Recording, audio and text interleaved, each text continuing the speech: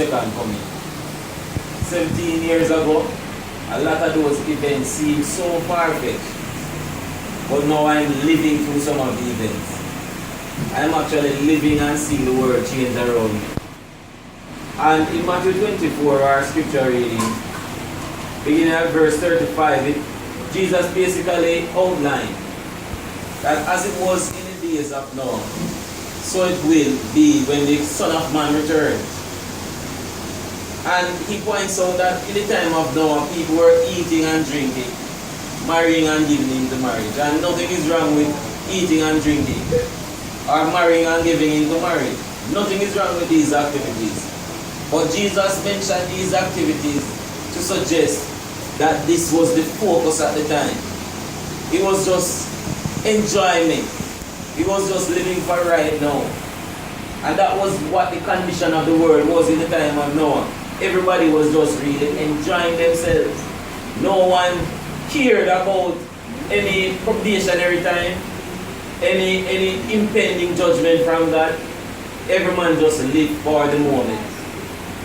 And when Christ pointed out that that is what the state of the world will be in the second coming, it leaves me to wonder, is there something that we have to do in terms of assessing ourselves and our standing before God? Because what we need to realize is that Noah was born just a few centuries after Adam fell. And there was no one on the face of the planet that did not know that there was a God. If you read the book Patriarchs and Prophets, the Garden of Eden was actually on earth just before the flood. It is just around the time that the flood was about to take place that the Garden of Eden ascended back to heaven. And I say it ascended back to heaven because when you read Ezekiel 28, it says that Lucifer's home was in Eden, the Garden of God. So Eden was actually a gift from God to this earth. He gave Adam Eden as a gift. It was originally in heaven, and Lucifer lived there. That was part of the reason why he hated Adam and Eve so much, because he saw that God favored them and gave them a gift that was his former home. And the Bible shows us that it's just a few centuries removed. So everyone on earth then had a knowledge of the seventh day Sabbath. More than likely they observed the seventh day Sabbath. And they all look for the advent of the Messiah. They all look for the seed of the woman. So what do you call someone that looks for the advent and keeps the seventh day Sabbath?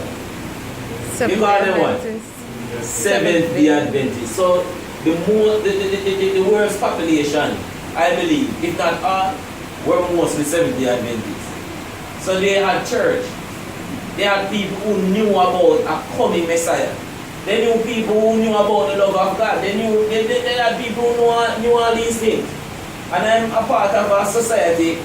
I subscribe to an online magazine called Creation Ministries International, where you have creation scientists and physicists and biologists and actuaries, various people with scientific backgrounds who are Christians, and they approach teaching the Bible and principles of the Bible from the standpoint of science. And they said that the world was roughly 7 billion people in the time of the flood. Can anybody tell me what is the world's estimated population right now? 7.2. Said it's actually 7. The last time I read it, it's actually 7 billion. So not since the time of the flood has the population of the earth been 7 billion. And you know that God completes everything in 7.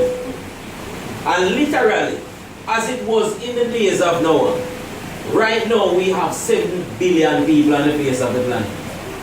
Not since the flood, scientists say, these Christian scientists say, not since the flood has the world's population stood at 7 billion. You think God is sending a message? Brothers and sisters, before I go any further, I'd like to invite the Lord's leading. Let us pray. Righteous Heavenly Father, I pray that you will send your Holy Spirit to guide us into all truth as you have promised. Lord, we need to learn lessons from the time of Noah so that we will not repeat these lessons. We ask, Lord, that you will help us to be as Noah was in the earth. In Christ's name we pray. Amen.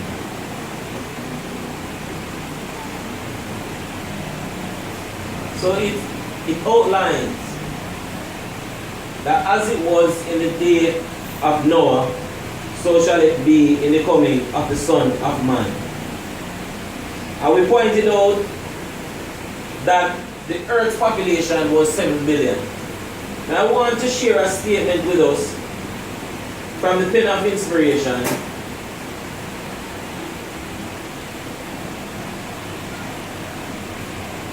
And I want to caption this morning's presentation, the base crime of amalgamation.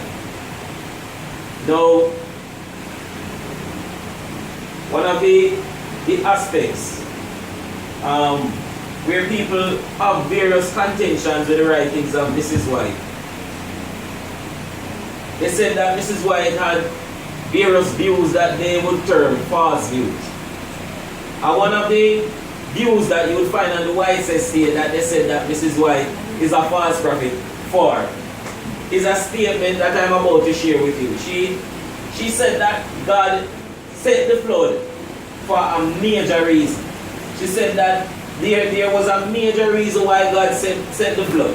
And I'm about to share it with you. She said, but if there was one sin above another which called for the destruction of the race by the flood, it was the base crime of amalgamation of man and beast, which defaced the image of God and caused confusion everywhere. Now at a surface reading, it sounds like something not biblical, right? Because she says that the sin above any other sin that caused the judgment of God on the earth was the base crime of amalgamation of man and beast. And she said that it defaced the image of God and caused confusion everywhere. So persons heard that statement and they said that Ellen White thought that in the time of the antediluvians, the people that lived before the flood, men were having offspring with animals, and that caused the judgment of God. Now anybody who knows anything about science knows that a human being cannot cause, say for example a dog. If a man copulates with a dog, he cannot produce a half man and half dog. It's not scientifically possible at all. So people would say that, see, this lady doesn't even understand elementary level science. She's saying that men had animals as their counterparts in sexual relations and created half animal, half human species, and they did not enter the ark. What was Ellen White even teaching that any at all? If you should study what the term amalgamation means, it means fusing two things that are different but similar in nature. They are different but they are similar in nature. So amalgamation, it's a term that is used in even alchemy, where you would mix two types of metals. So you would use, I believe it's copper and I'm trying to not make a mistake here. I think it's copper and steel that you mix together to make brass. But you are using two types of metal which are similar to produce a new form of metal. But it is not using copper and stone to produce a new element. So amalgamation speaks to something that are similar, fusing to make something different. Now, do you know that a horse can amalgamate with a donkey and produce another species called a mule, which is neither a horse nor a donkey?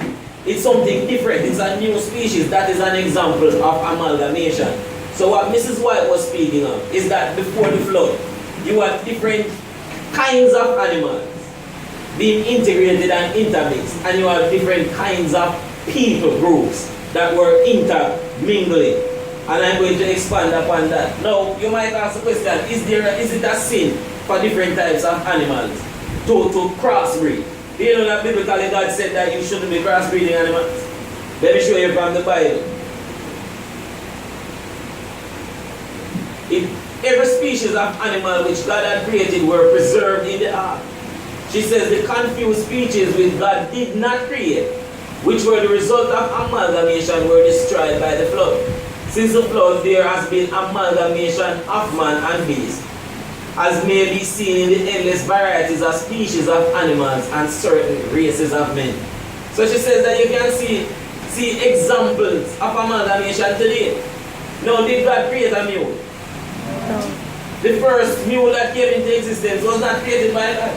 God created donkeys and he created horses. But men, by interbreeding them, created mules. And she said that the examples can be seen in certain races of men. I am an example of amalgamation. All three major groups of ethnicity converge and create me. Because I have Asian in me, I have Caucasian in me, and I have black. So I look predominantly black, but I'm a product of amalgamation because three different ethnic groups actually came together to make me. And most people are like that in Jamaica. Some of us have some white in us, some of us have Indian in us, some of us have Chinese in us. So we are mostly products of amalgamation. Now, some quick notes from these two statements. There was a mixing of animals, which was a sin, and there was a mixing of humans, which was a sin. The mixed animals were not taken on the ark, but rather perished in the flood. And the mixed animals were not created by God. So keep those notes in check. Let us consider point 1. Is the mixing of animals a sin? Is the mixing of animals varieties against God's commandments? The Bible says, you shall keep my statutes. You shall not let your livestock breed with another kind. You shall not sow your field with mixed seed, nor shall a garment of mixed linen and wool come upon you. Did you know that is Bible? Leviticus 19:19. So you shouldn't have different types of cows mixing. God said that you should keep the different groups separate. And this was a commandment given to Israel. So God said you shouldn't have diverse cattle mixing together. You know that there's an animal actually that they call the liger, which is a crossbred lion and a tiger. Yes. And it is bigger than both of them. Yes. And it is sickly, it has poor eyesight, and it doesn't live long. And sometimes as a result of amalgamation, you have these sicknesses reinforced inside of certain breeds of animals. Like we call a German Shepherd dog. It's one of the most sickly dogs. If you have a German Shepherd for a period of time, after a while it develops hip problems, and it is because that dog is an amalgamated species of dog. So most of these, what they call hybrid dogs, are amalgamated dogs, mixed up with something, and most of them you have to take them to the vet. Like the average little mongrel that you have at home, you probably don't have to carry to the vet, but most of these hybrid dogs, you have to carry them to the vet because the vet, they actually create these breeds of dogs by intermixing dogs. So we can see even in nature the results of amalgamation that are dangerous. Did God create everything? As a question. Are there mixed animals that were not created by God? The Bible here says in Genesis 1 verses 24 to 25, let the earth bring forth the living creature according to its kind. And the word kind there in Genesis means designated of God. So they were made specifically away when God created them. And it says cattle and creeping thing and the beasts of the earth, each according to its kind. And it was so. And God made the beasts of the earth according to its kind. So donkeys were by themselves, and horses were by themselves, and zebras were by themselves. And everything that creeps on the earth according to its kind, and God saw that it was good. So God originally made these creatures according to their kinds. Now amalgamation of men, and this is where it gets interesting. In Genesis 6 verse 1 to 2 it says, now it came to pass when men began to multiply on the face of the earth, and daughters were born to them, that the sons of God saw the daughters of men, that they were beautiful, and they took wives for themselves of all whom they chose. Now it says that the sons of God saw the daughters of men. You know, the first understanding I had of this passage of scripture was that angels came down from heaven and saw these beautiful girls and decided that they wanted to have relations with these women, and they produced giant babies. Now let's look at the Bible. Let's turn to Genesis chapter 6 to see if the Bible is really teaching that there were some half angels and half human people on the face of the planet. Now look at Genesis chapter 6 beginning at verse 1. It says, and it came to pass when men began to multiply on the face of the earth, and daughters were born unto them, that the sons of God saw the daughters of men, that they were fair, and took wives of all they chose. And the Lord said, my spirit shall not always strive with man, for he is also flesh. Yet his days shall be 120 years. Now look at verse 4 carefully. Look at verse 4 carefully. It says, there were giants in the earth in those days. And also, after that, when the sons of God came in unto the daughters of men, and they bare children to them, the same became mighty men, which were of old, men of renown. You realize what verse 4 said? There were giants in the world in those days. And after, when the sons of God saw the daughters of men. So the Bible is saying that these giants existed before the sons of God saw the daughters of men. Because everyone back then was a giant. Everybody was a giant. Adam was a giant. Inspiration says that Adam stood at 18 feet tall. And his wife was roughly about 15 feet tall. So they were giants in those days. And the Bible says, after that mingling of the sons of God and the daughters of men, giants were still in the earth. So if these people were carefully reading the scriptures, they would see that the Bible is not saying that it is the relations between the sons of God and the daughters of men that produce the giants, but the giants were always there. You know, brothers and sisters, if you should go to England and you went into some of those old castles and you saw a suit of armor. A suit of armor on average weighs over 80 pounds. And people used to actually run and fight in these things. So people's physical constitution was much stronger. Can you imagine putting on 80 pounds to go out and fight? 80 pounds? And beyond that, the swords and the shields were probably 15 pounds for a sword, and a shield was probably another 15. So imagine you're there in 80 and 30 is 110 pounds. You're fighting in 110 pounds. Imagine somebody going to war in 110 pounds. So people's physical constitution was much better back then. So the giants were as a result of how men were naturally. All men were giants back in those days. It is not since after the flood that men's constitution got weaker and weaker. But look at the Bible. Do you think that angels think that we are cute? Let's turn to Matthew 22. Because people probably teach that angels think we are cute. But do the angels really think that we are cute?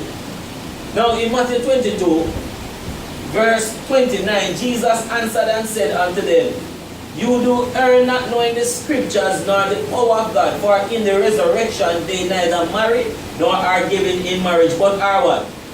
They are what? As the angels of God in heaven. So no angel gets married nor is given in marriage. Angels cannot reproduce. Because if that were so, the devil wouldn't waste any time trying to tell it us. All the devil would do is find some nice girls and have some offspring. He wouldn't have to use us. He could create his own children, and if it was that these angels produce big giant children, he would even have an advantage. All he would have to do is find as many women who are willing and produce giant children. You know, but this idea that the sons of God were angels, in this case, is a blatant misinterpretation of the scripture. Now, what is a son of God? Let's turn to Romans. Romans tells us what a son of God is. In the book of Romans chapter 8. Let's turn to Romans chapter 8. And this morning in Sabbath school we were discussing how we were a people of the word. Amen? Amen. Amen. And we need to go back to using our Bibles. You know, there's a time when a sermon was being presented, you would go to at least 14 texts. But these days it's just 3 texts and you make 3 major points and close. But we have to become people of the scriptures again. Amen. Romans 8 and verse 14 says, for as many as are led by the Spirit of God, they are the sons of God. So a son of God is someone who is led by the Spirit of God. Also Galatians 3:26 to 29 shows the word son of God in the Bible can refer to angels or to humans depending on the verse. For example, it is written, you are all sons of God through faith in Christ Jesus. For as many of you as were baptized into Christ have put on Christ. There is neither Jew nor Greek, there is neither slave nor free. There is neither male nor female, for you are all one in Christ. And if you are Christ, then you are Abraham's seed and heirs according to the promise. So a son of God is someone who is one with Christ. So the Bible says that the son of God, the sons of God, saw the daughters of men. Let's turn to Genesis 11 to understand who these daughters of men were. Genesis 11. And brothers and sisters, this is building up to something. Because the Bible says, as it was in the days of Noah, so shall it be in the coming of the Son of Man. As it was in the days of Noah. Now, it says here, in Genesis 11, beginning at verse 1, it says, and the whole earth was of one language and of one speech. And it came to pass, as they journeyed from the east, that they found a place in the land of Shinar. And they dwelt there. And they said to one another, go to, let us make brick and burn them thoroughly. And they had brick for stone, and slime they had for mortar. And they said, go, let us build us a city, and a tower whose top may reach unto heaven. And let us make us a name, lest we be scattered abroad upon the face of the whole earth. And the Lord came down to see the city and the tower which the children of men builded.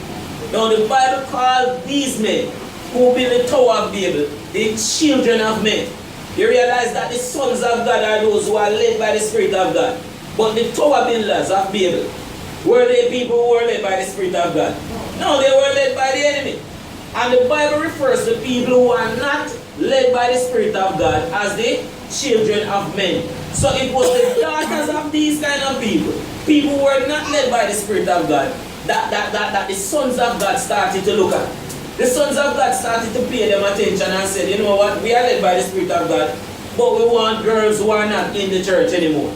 We want girls who are descended from Cain. Because if you read Genesis chapters 4 through to 6, you see two genealogies. You see Cain leaving his family, and you see a long genealogy from Cain's descendants. And then you also see one replacing Abel called Seth.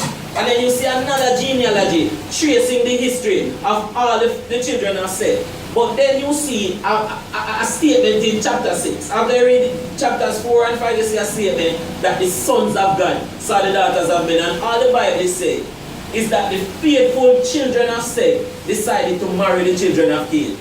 They started to say, you know what? Cain's unruly, Christ-like children, we want to start to have marriages with them. And do you know that even when Israel went into the land of Canaan, God said that they should not get married to people who are not of their faith? Because they would cause them, and God never gave a condition or a maybe. He said that they would lead your heart from following after God. And that is what happened in Genesis. An entire civilization was destroyed because of mixed marriage. And you know, brothers and sisters, that is a serious problem among Christians in this day and age. And not only mixed marriage on the point of human beings, but God is also saying that as God's people, we should not mix with those who are not of our faith and teaching. I use a fancy word to describe that practice. It's called ecumenism, where people say that all the churches, no matter what we believe, we should come together and become one. God does not ordain that. That is not of God. We can unite, but not an error. People say that, oh, we worship the same God, but that is not true. Because some people's God burn people forever. My God does not do that. Some people say, my God will just receive a prayer, and my God will bless poor. And you can eat poor. But God will not do it. God says some things are unclean and some things are clean. And whether or not you want to pray, it doesn't change the fact that the shrimp goes into the sea and he eats the waste from the bottom of the ocean. Your prayer doesn't change that fact. But we teach these things and we say that we should come together and unite. And as it comes closer to the coming of Jesus Christ, brothers and sisters, you will see more mixed marriages of sons of God with daughters of men. And you see more intermixing with faith, brothers and sisters, because it is happening right now. And you will hear it more and more, that at the end of the day, we all worship the same God. But God does not agree with that premise, brothers and sisters. Is it a sin to mix pagan men or women with God's people? Now look at Nehemiah 13, verses 23 to 29. And many people would say that Nehemiah was very out of order for doing this. but he was led by the Spirit of God. And the sanctuary could not be restored until Nehemiah did what he did right here. It says, in those days I also saw Jews who had married women of Ashdod, Ammon, and Moab. And half of their children spoke the language of Ashdod and could not speak the language of Judah, but spoke according to the language of one or the other people. So these children grew up and they were mixed with Jews. Their fathers were Jews and their mothers were not Jews. And then it says that the Bible here says that they could not speak the Jews' language. Do you know that today we are the modern Jews? Do you know that today we are modern Israel? And our language is our doctrine? But the Bible says that because of the mixing of these families, the children came up and they didn't know the Jews' language. Brothers and sisters, there's a generation coming up that does not know the Jews' language. There are Seventh-day Adventists who don't know why they are Seventh-day Adventists. There are Seventh-day Adventists who don't even know what it is to keep the Sabbath holy. There are Seventh-day Adventists who sing anything. Brothers and sisters, there are some songs that we even sing as Seventh-day Adventists that are so undoctrinal. Even if this song at the midnight cry, we'll be going home. The average Seventh-day Adventist doesn't even know anymore what the midnight cry is. The midnight cry is when Christ is coming back. The midnight cry is the message that Christ was coming, given 1840 through to 1844 by William Miller. That is Adventist theology, and the average Adventist doesn't know that. There's the average Adventist who doesn't even know the state of the dead anymore, brothers and sisters. You have some Seventh-day Adventists believe in duppies. You have Seventh-day Adventists that goes to Obia men and all those things. Brothers and sisters, you don't know the Jews' language. Don't know the Jews' language. If you ask the average Seventh-day Adventist, what is the sanctuary message? Can you recite what the three angels' messages are? The average Seventh-day Adventist does not know, brothers and sisters. They don't speak the Jews' language. Now look at what Nehemiah did. He said, so I contended with them and cursed them. You can imagine the prophet cursing them? Then struck some of them and pulled out their hair and made them swear by God, saying, you shall not give your daughters as wives to their sons, nor take their daughters for your sons or yourselves. Did not Solomon, king of Israel, sin by these things? Yet among many nations there was no king like him, who was beloved of his God, and God made him king over all Israel. Nevertheless, pagan women caused even him to sin. Should we then hear of your doing all this great evil? You realize what God called it? It was called what?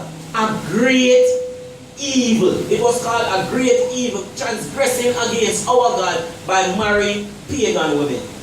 So God here is saying that even Solomon, who was given supernatural wisdom, fell because he practiced this. He fell from his wisdom because he practiced this, brothers and sisters. This intermixing. So that was the base crime of amalgamation. Now, brothers and sisters, going back to Genesis chapter 6. Sorry, let us go to Genesis chapter 4. Genesis chapter 4, of the two genealogies, Genesis chapter 4 is the only genealogy that provides female names. If you realize, in all the genealogies I've said, it's only the male names. But in Cain's genealogy, women are mentioned. And it is for a reason. Now in verse 19 of Genesis chapter 4, it says, and Lamech took unto him two wives. The name of the one wife was Ada, and the name of the other Zillah. So he was the first polygamist. God never sanctioned polygamy. A descendant of Cain was the first one to start this practice.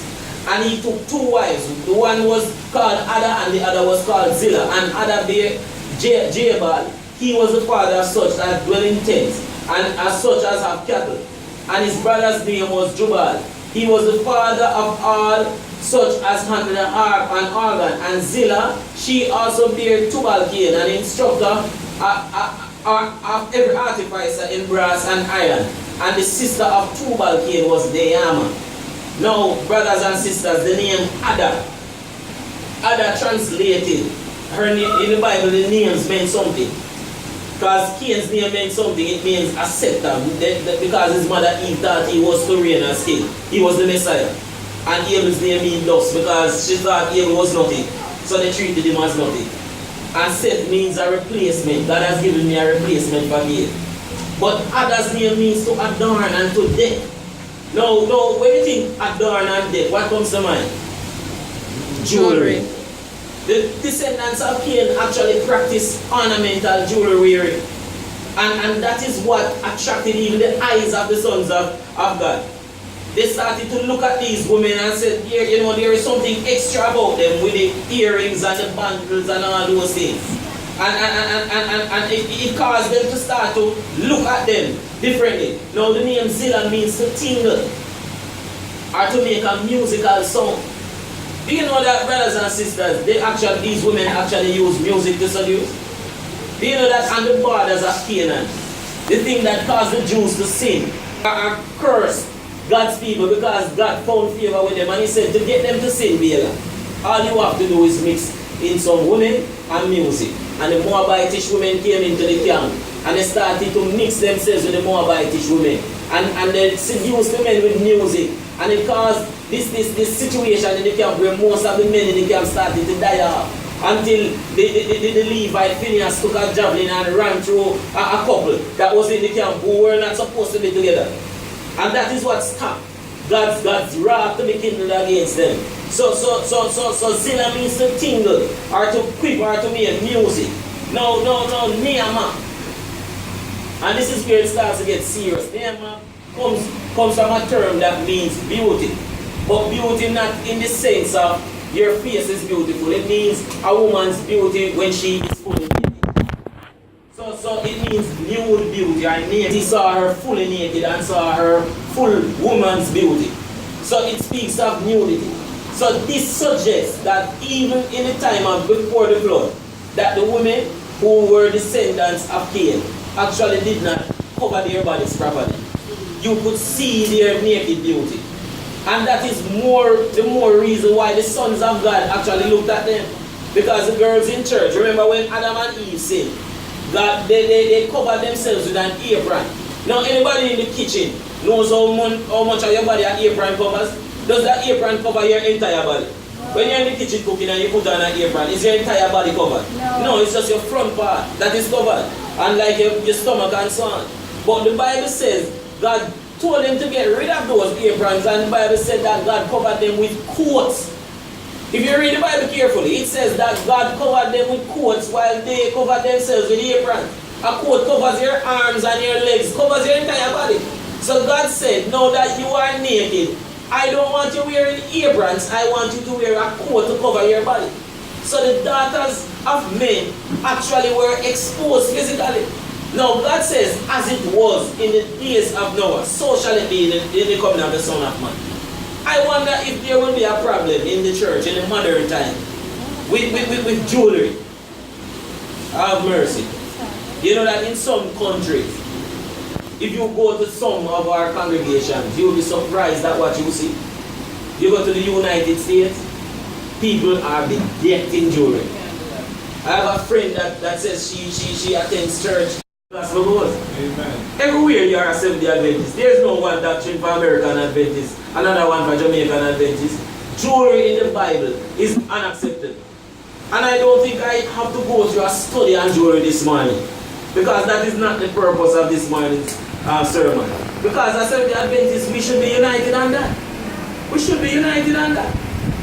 In these last days, do you think that there will be a problem with music? Yeah. You know, brothers and sisters, this creeping compromise of styles of music. You know, I remember once a man was selling some CDs, and I asked him for some acapella. I didn't tell him what faith I belonged to, and he said, are you a Seventh-day Adventist? And I said, yes, but how you know? He said that Adventists don't like noise.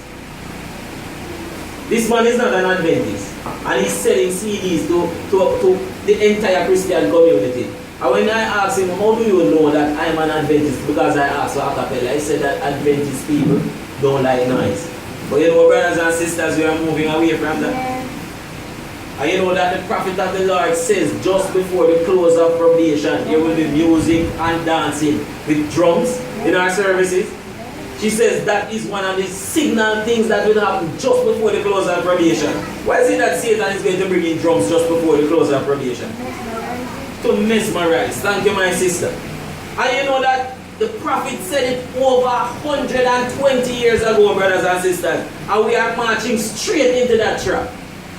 You have people who are fighting to get drums in the church right now, brothers and sisters. When a prophet told us over 120 years ago. Sounds familiar, eh? A prophet warning for over 120 years about impending judgment, and people who expect the Messiah to come don't even believe the words of that prophet. As it was in the days of Noah, so shall it be in the coming of the Son of Man. Now, there are 7 reasons the people didn't get on the ark, brothers and sisters. And I'm winding down to a close. 7 reasons. Reason number 1. I want to read it to you. It comes from a book, Patriarchs and Prophets. Now, reason number 1. Many at first appeared to receive the warning, but they did not turn to God with true repentance. They were unwilling to renounce their sins. She said that many believed when Noah was preaching, but they didn't take it seriously. After a while, they just turned and went back to their normal way. Do you think that is still happening, brothers and sisters?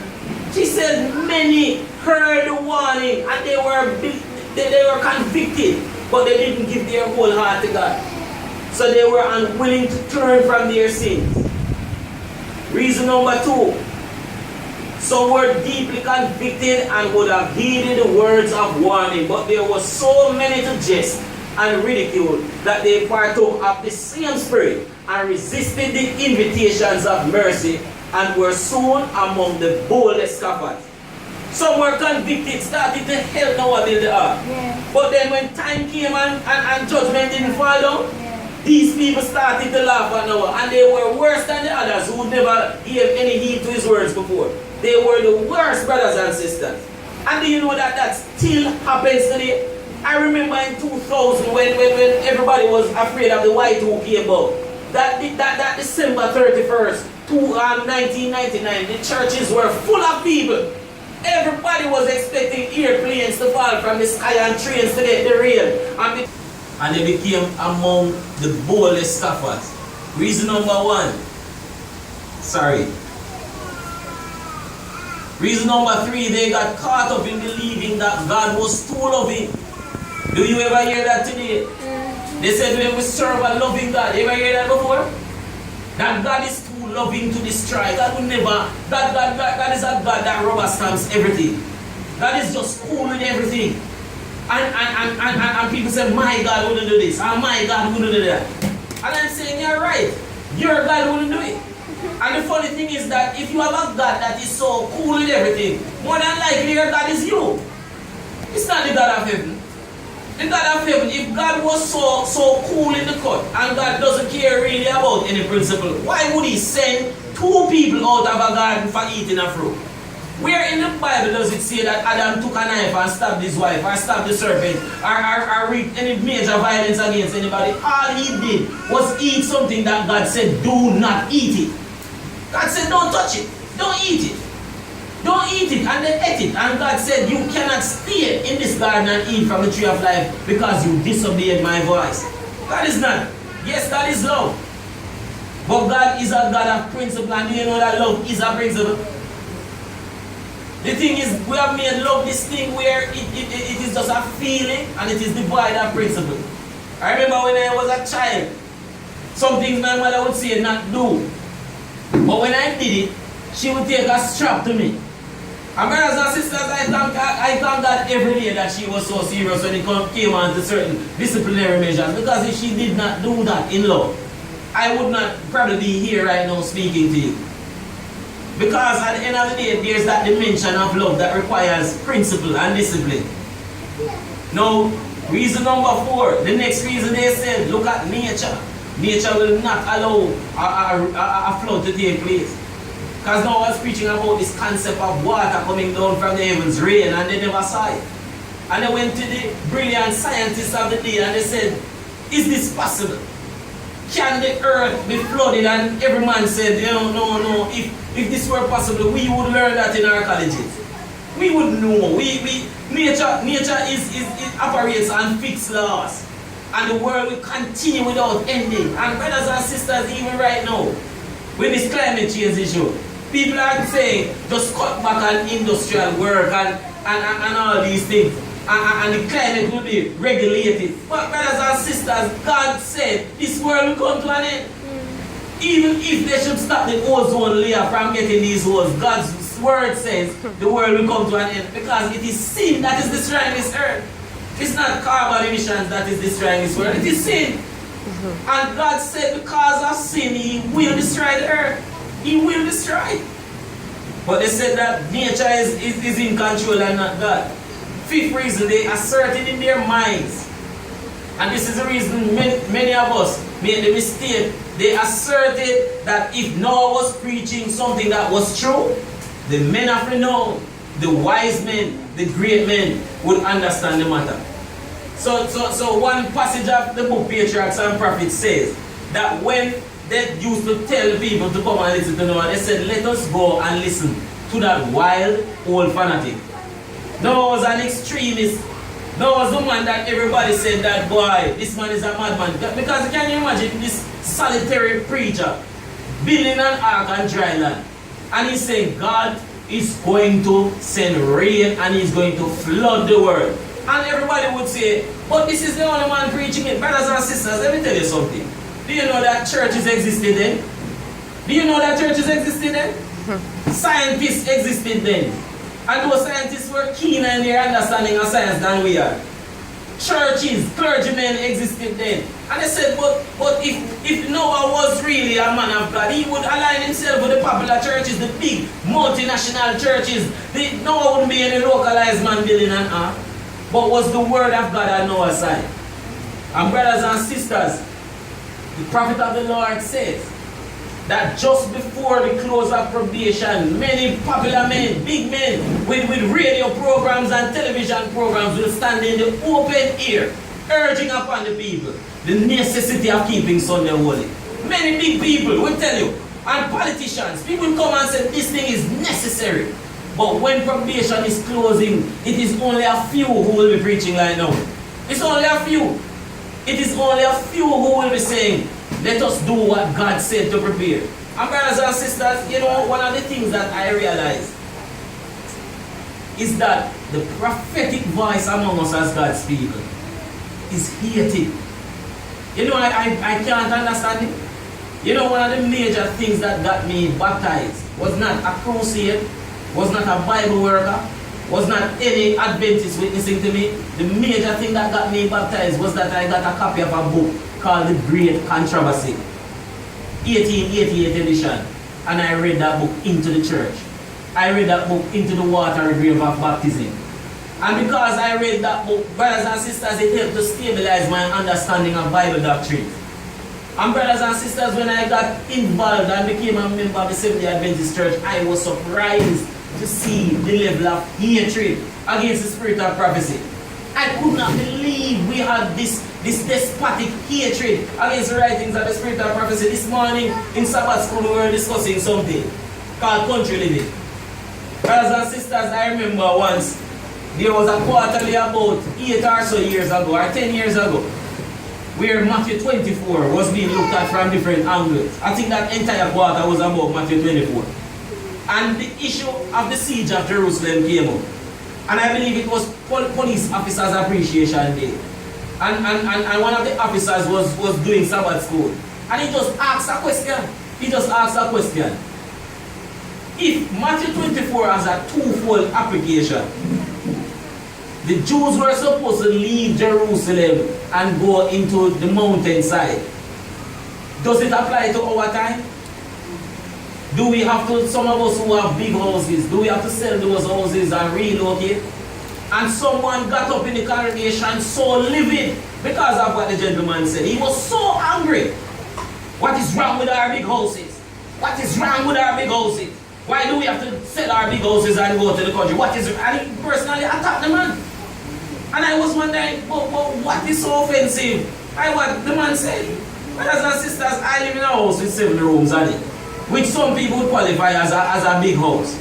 And brothers and sisters, I didn't see any problem. I said that basically if I had to leave my house where my mother is to be right with God, I am prepared to do that. Right. I'm prepared to do that. Nothing is of too great a cost to me to make sure that I am with God. Nothing. And brothers and sisters, the thing is, a lot of these big houses can be built in the country. There is no law that your house has to be little if you live in the country. But you know why it is that many people don't like the idea of even building their big house out in the country? Because there is no one to see. Amen. Many people, the spirit that rules this age, this generation, is the spirit of pride and covetousness.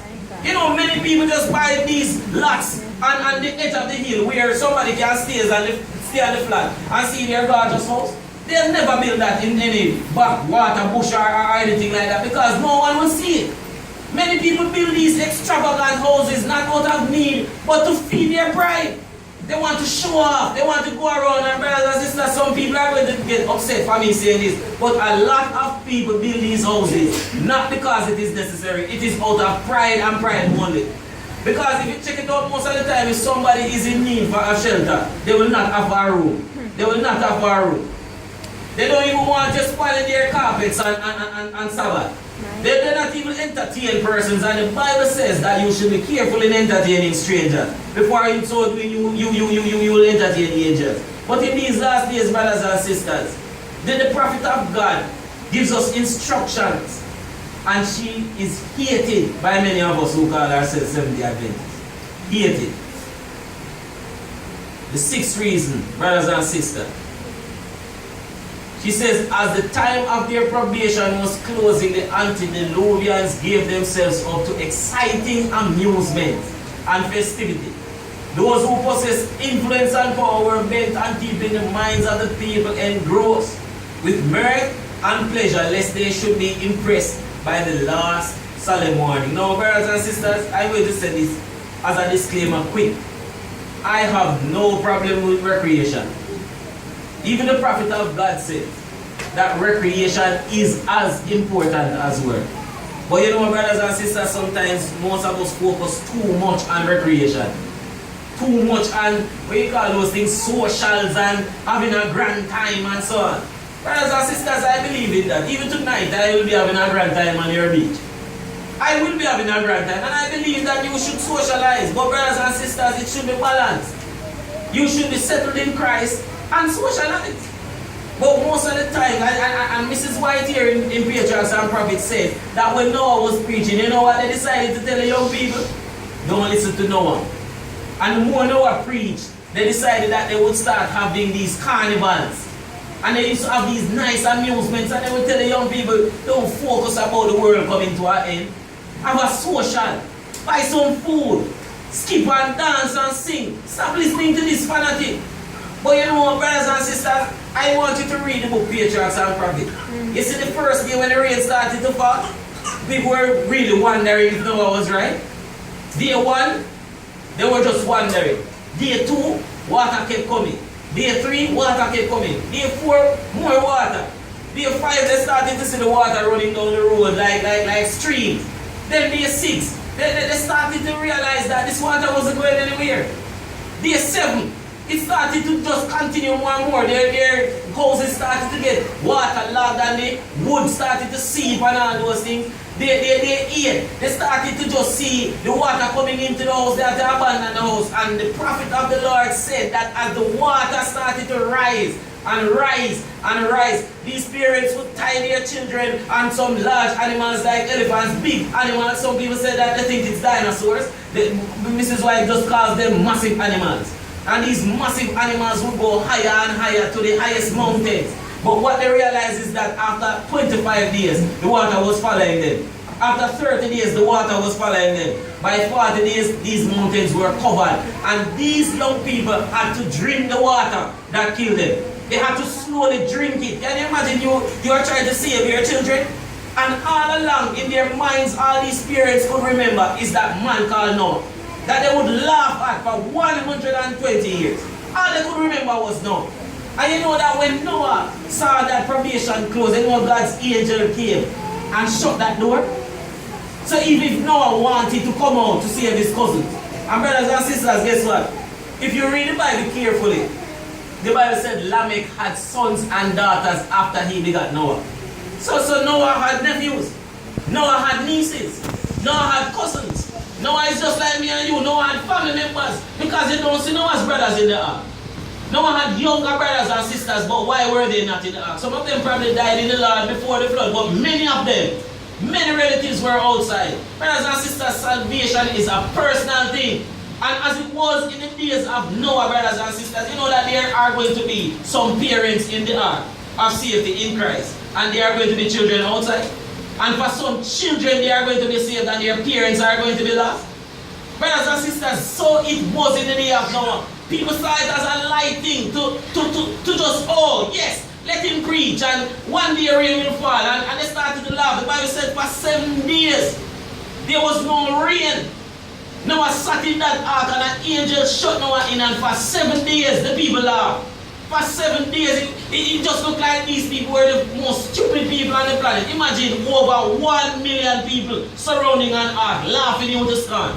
Look at those idiots. And they would stone the ark and they would laugh. And there was no rain. Animals even went in and they saw, and even when they saw the animals, some were troubled by it. Because they saw these rough, wild animals just being obedient, going into the ark. But you know the impression left? And you know, brothers and sisters, God has given us for the past 11 years or more. God has given us signs in the natural world, signs in the social world, signs in the economic world. But when we see just like those people seeing the animals, once time passes, we forget. Brothers and sisters, this morning I was saying Venezuela was one of the richest small countries in this region. And it is at a point now where people are lining up for food. And I can guarantee Seventh-day Adventist families are in those lines. Brothers and sisters, Jamaica will soon have its day. And where will you be when Jamaica has its day? Will you be like Noah? Because you know that Noah had a physical place where you could see it. You know that the ark was a physical place. You know that even though he had faith, you know faith always is accompanied by works. Now people say that, I remember once there was a man preaching and the man said that we should not worry about the time of trouble. Don't make any preparation. You can live anywhere you want to live and don't listen to anybody who tells you to go into the country and live. Because Jesus is going to stand up in it. Jesus is going to stand. Now, brothers and sisters, let me explain something to you. You know that Daniel chapter 12 was read by Jesus before it was read by us. When it says, at that time shall Michael stand up. And then there will be a time of trouble as such as there was never before this time.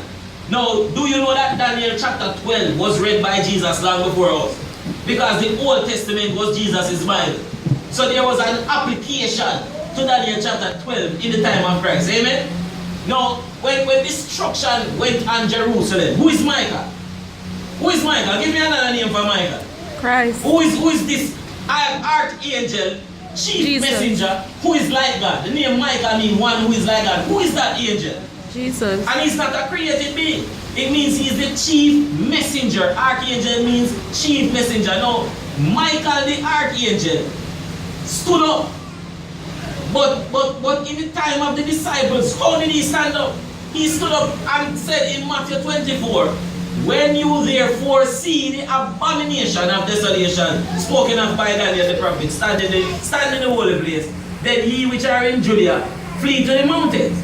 Now didn't he stand up for his people? And my brother elder said that not one Christian died in the destruction of Jerusalem. Not one Christian died. Do you know that in the book Great Controversy said that there's a man in the city for the space of about 4 years who was preaching a present truth message? He was preaching a correct present truth message. He said that Ichabod, the glory is departed from the temple. He said that desolations are coming. For 4 years he was giving a correct message because it did come. But you know that the record says in the book Great Controversy that he died in the sea. Now follow me, brothers and sisters.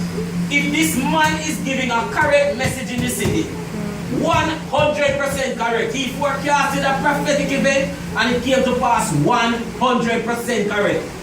Wouldn't you say that that man is a Christian led by the Spirit of God? Because he's giving a 100% undiluted message that was 100% clear that it came to fulfillment. But the Bible, the Spirit of prophecy, said that when that gentleman died, not one Christian died in the siege.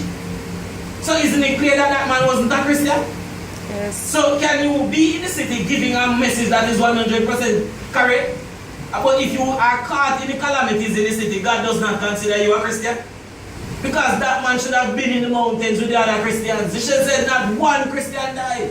Brothers and sisters, I wonder if Matthew 24 is going to be repeated. I wonder because Noah was given instructions to prepare a place with food to preserve life. His children should live in that place as well with him. His animals should live in that place with him, right? I wonder if in the days of the coming of the Son of Man, God is going to give instructions through a prophet. That a place should be created by his people. A physical place where food will be preserved for your children.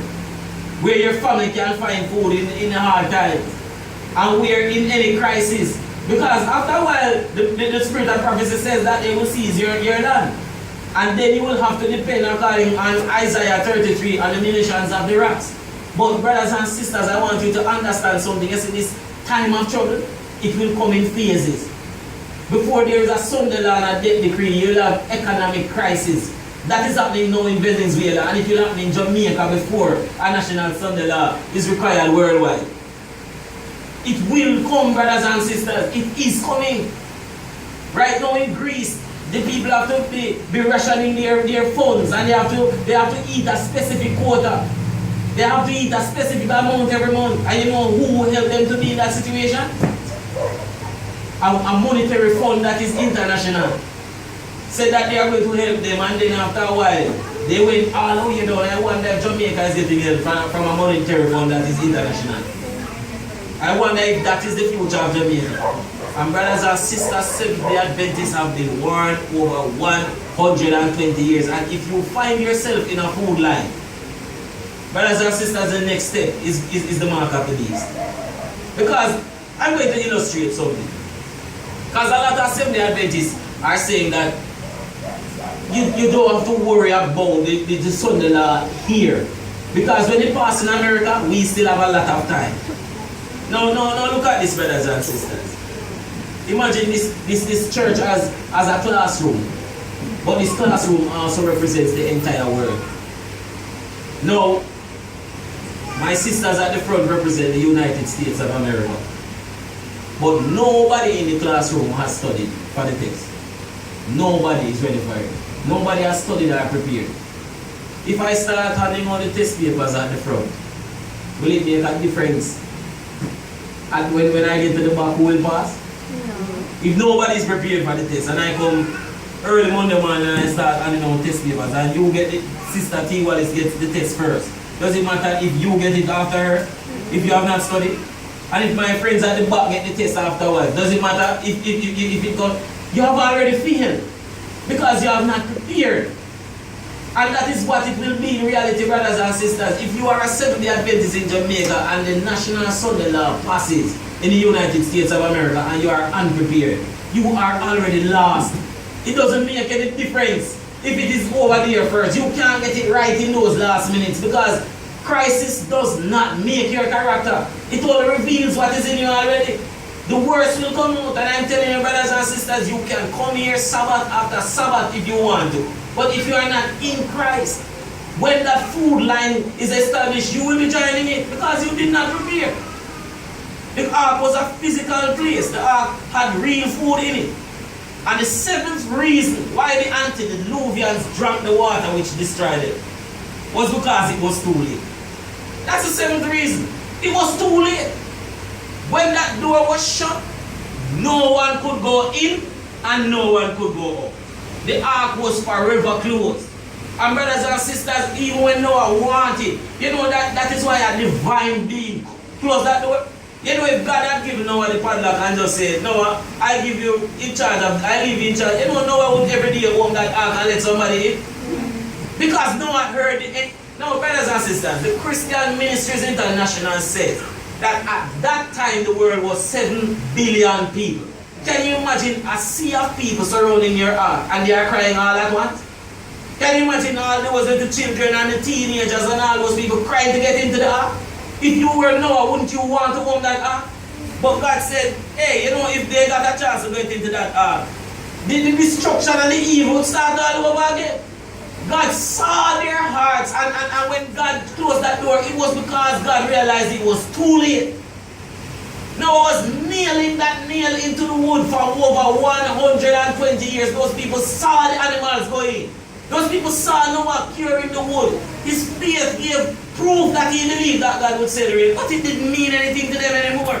Now it was a laughing stock and a joke, and I'm telling you, brothers and sisters, there is a time when this Advent message will mean nothing at all to anybody. Whether you are a Seventh-day Adventist or not. There is coming a time when it will mean nothing to us, brothers and sisters, because that time is already approaching. Some of us don't even care anymore about the seventh day. Some of us just know that the Sabbath is the right day. But if there is an Olympic event, we have transistor radios and we are keeping check of the score. Am I lying, brothers and sisters? When there is boys champs, people coming to church with Calabar ties and JC ties.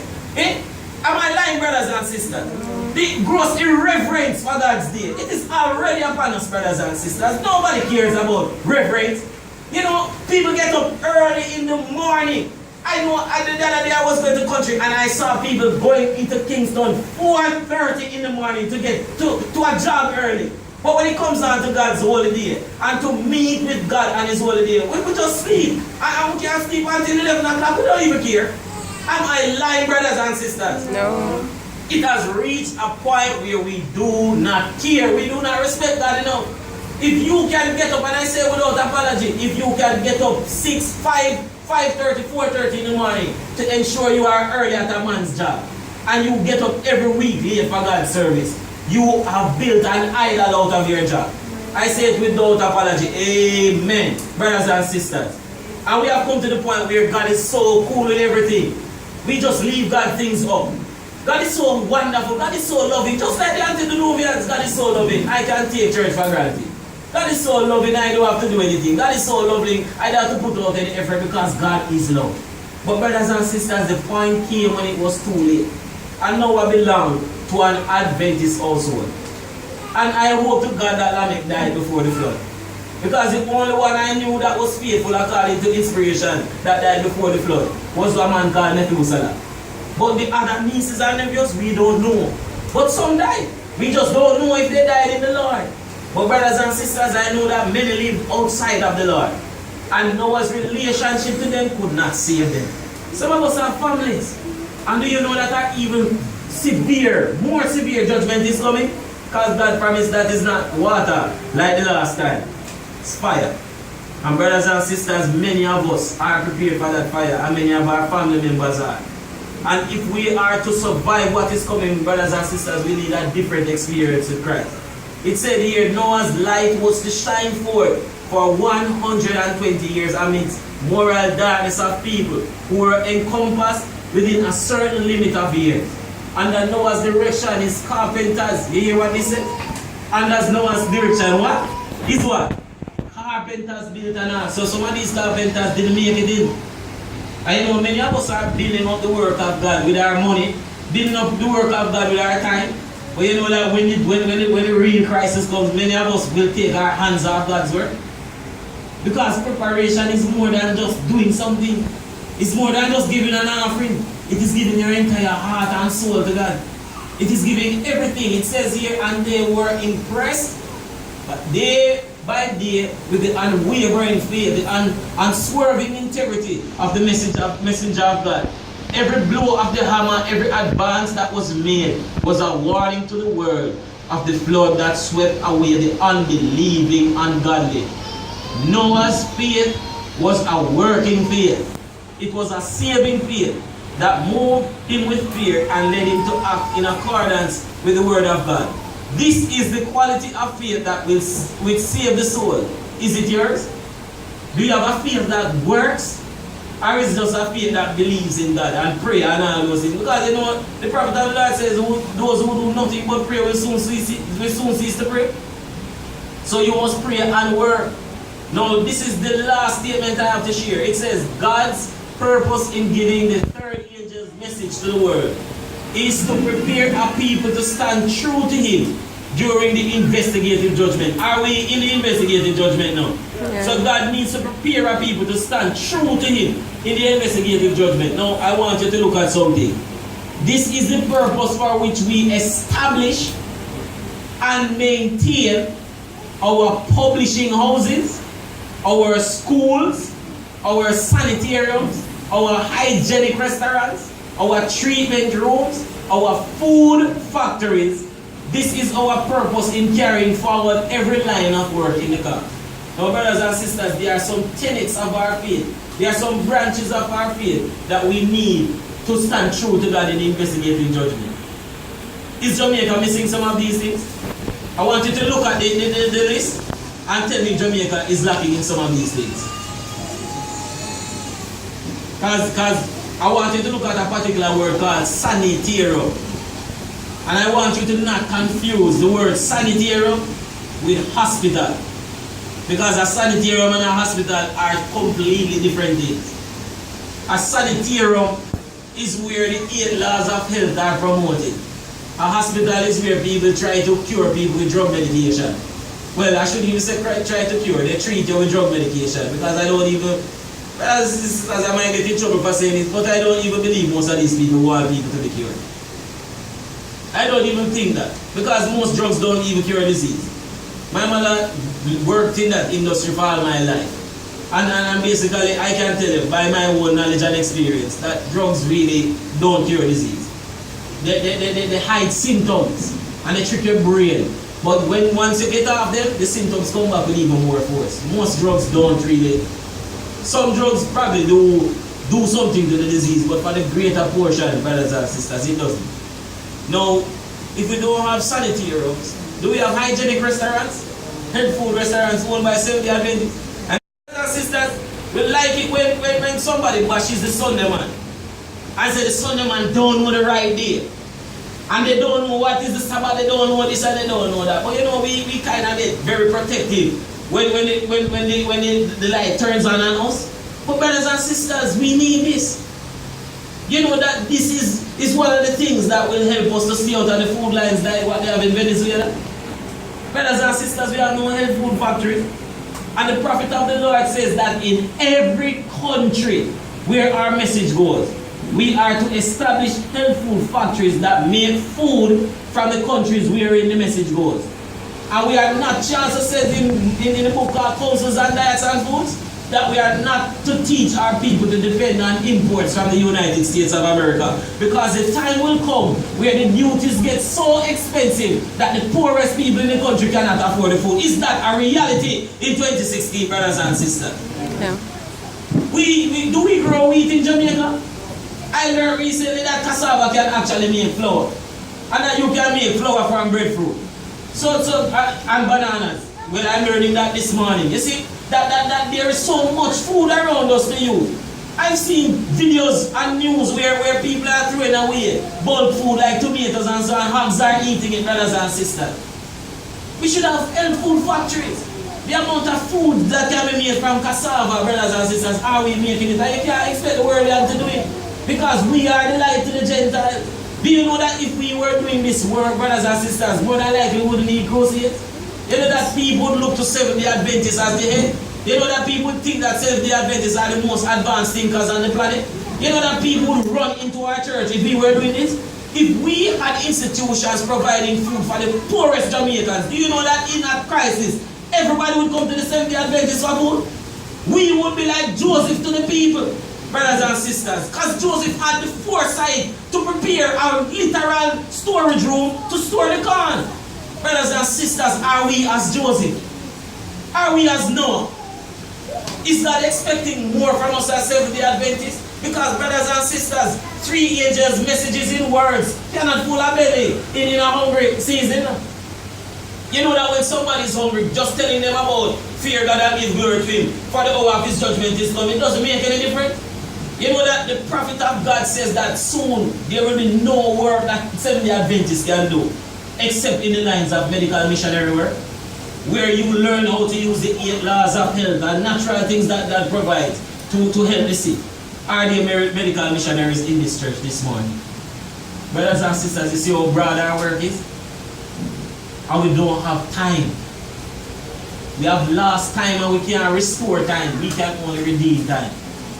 Brothers and sisters, is it your aim to redeem time? You know one thing I can tell you. I can speak with authority in this area because I grew up this way.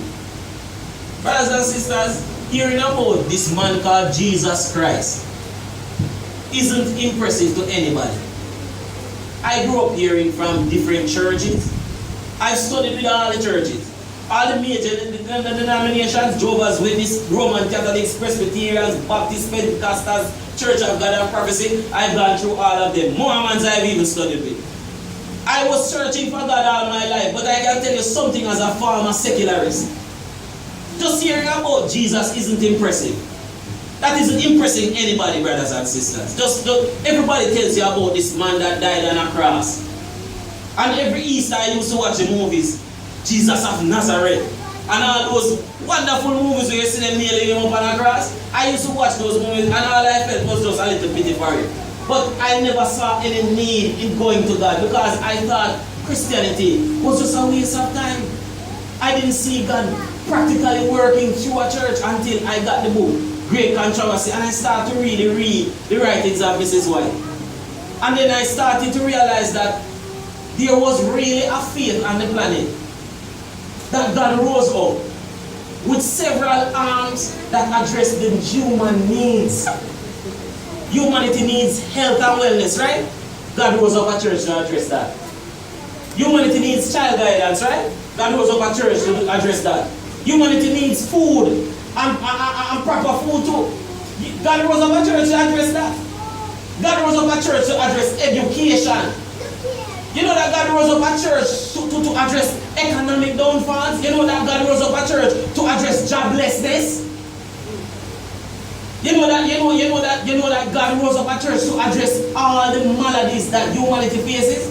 Every malady you can imagine, you know God rose up a church to address all of it. And it is called the Seventh-day Adventist Church. But you know, brothers, we are short-changing, sisters, we are short-changing what God created. Just to set up a tent somewhere and tell people, come in your circumstance of drudgery and despondency is not enough, brothers and sisters.